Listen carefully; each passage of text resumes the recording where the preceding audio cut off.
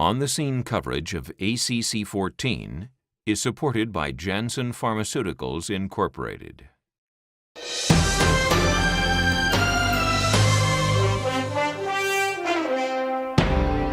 Here we are at the ACC annual meeting in Washington, D.C., and the late-breaking clinical trials continue to roll out.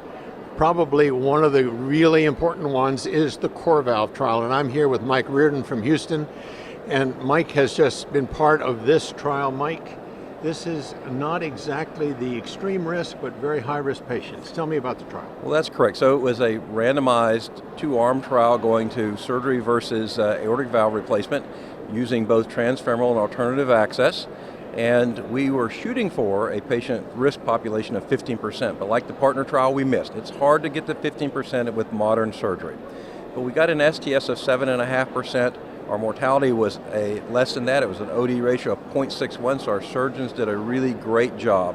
And the primary endpoint was to look at all-cause mortality at the end of 1 year with strokes. So let me go back to the surgical issue, because that's an important part of this as well. The 30-day surgical mortality in this trial is roughly 5%, give or take. Fair enough? Correct. Well, that's an extraordinarily low number considering that these are high-risk patients. Does that have a bearing on the outcome of the trial? And I guess I should ask you, what's the outcome of the trial?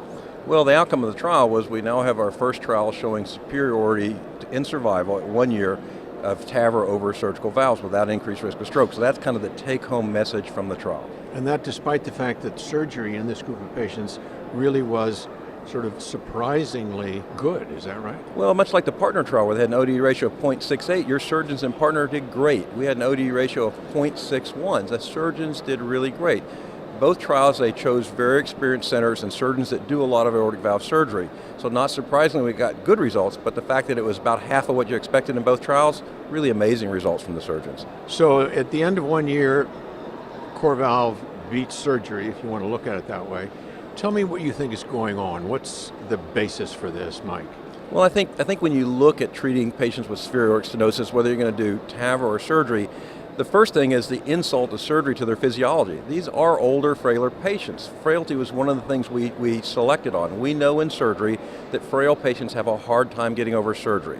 We have very good anesthesiology, very good care. These patients often make it out of the hospital, but sometimes they're just too frail to recover and they die over the period of the first year. TAVR does not subject them to the same level of physiologic stress, so not surprisingly, we even saw this in the partner trial, the early results kind of favored TAVR. They did better. But there the curves came back together. The interesting thing here is the curves never come back together.